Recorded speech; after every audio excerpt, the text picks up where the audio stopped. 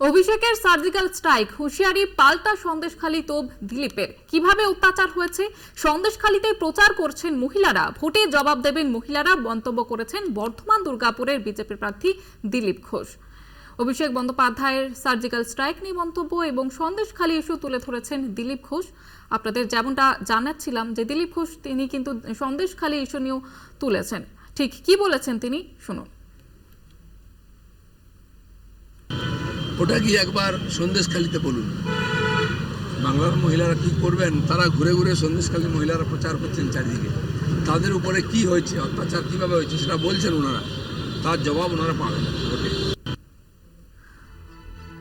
অভিষেকের সার্জিক্যাল স্ট্রাইকের হুঁশিয়ারির পাল্টা সন্দেশখালী তো দিলীপ ঘোষের। কিভাবে অত্যাচার হয়েছে সন্দেশখালীতেই প্রচার করছেন মহিলারা, ভোটে জবাব দেবেন মহিলারা, মন্তব্য বর্ধমান দুর্গাপুরের বিজেপি প্রার্থীর।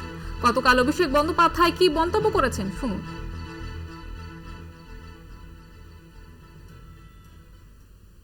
কুচবিহার, জলপাইগুড়ি, আলিপুরদুয়ার মহিলাদের ঢল নেমেছে রাস্তায়। মায়েরা রাস্তায় নেমে রুখে দাঁড়িয়েছে, লক্ষ্মীর ভান্ডারকে সামনে রেখে বিজেপির বিরুদ্ধে প্রতিরোধের রাস্তা গড়ে তুলেছে।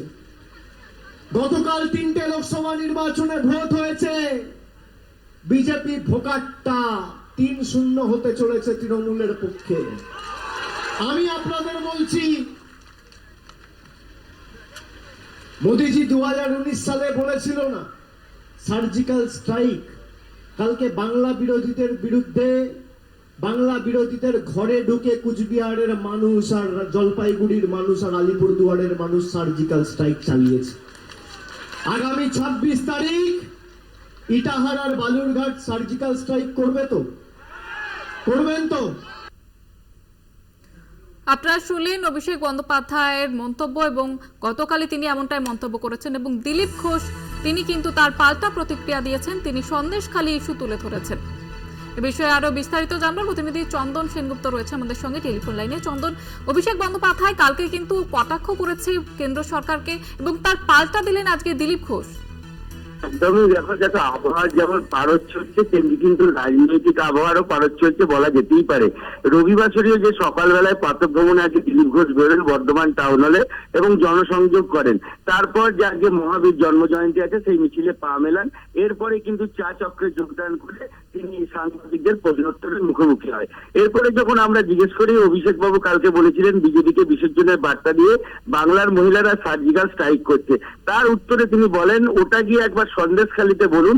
সন্দেশখালীর মহিলারা ঘুরে ঘুরে প্রচার করছে, তাদের উপর কিভাবে অত্যাচার হয়েছে সেটা বলছেন তারা, জবাব ওনারা ভোটে পাবেন। অর্থাৎ তিনি বলতে চাইলেন যে 4 জুনের পর যে জবাবটা দেবে, অর্থাৎ যদি বিজেপি জিতে যায় তাহলে বোঝা যাবে সন্দেশখালীর ঘটনাটা কতটা সত্য কতটা মিথ্যা। তা অর্থাৎ অভিষেক বন্দ্যোপাধ্যায়ের যে প্রশ্ন ছুড়ে দিয়েছিলেন তার উত্তরে তিনি কিন্তু এই মন্তব্য করলেন দিলীপ বাবু। একেবারে ধন্যবাদ চন্দন।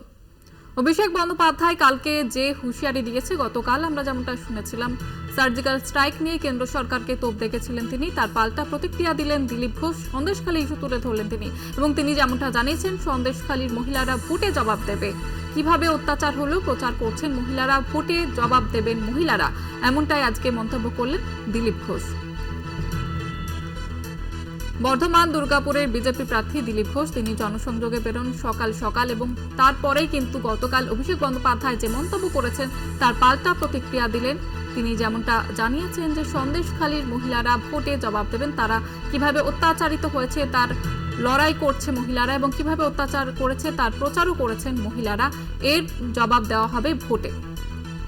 গতকাল যেমনটা আমরা দেখেছিলাম যে ভোটের প্রচার থেকে, প্রচার সভা থেকে অভিষেক বন্দ্যোপাধ্যায় সার্জিক্যাল স্ট্রাইকের ইস্যুটা তুলে ধরেন এবং বিজেপিকে তথা কেন্দ্র সরকারকে তোপ দাগেন, তার পাল্টা দিলেন দিলীপ ঘোষ।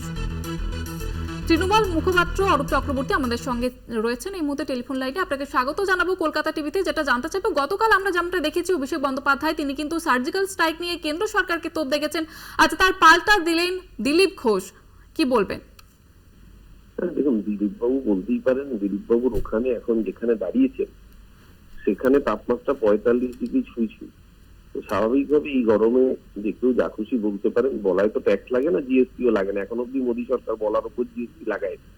তাই দিলীপ বাবু বলে যাচ্ছেন কিন্তু দিলীপবাবু যে কথা বলছেন মহিলাদের কথা, পশ্চিমবঙ্গের বুকে যদি কোনো অন্যায় হয়ে থাকে মমতা ব্যানার্জির সরকার অপরাধীদের জেলে ঢোকায় তাদের দল রং না দেখে। তাই শেখ শাহজাহান, শিবু হাজরা, উত্তম সরকারদের অ্যারেস্ট করে মমতা ব্যানার্জির সরকার ঢুকেছে।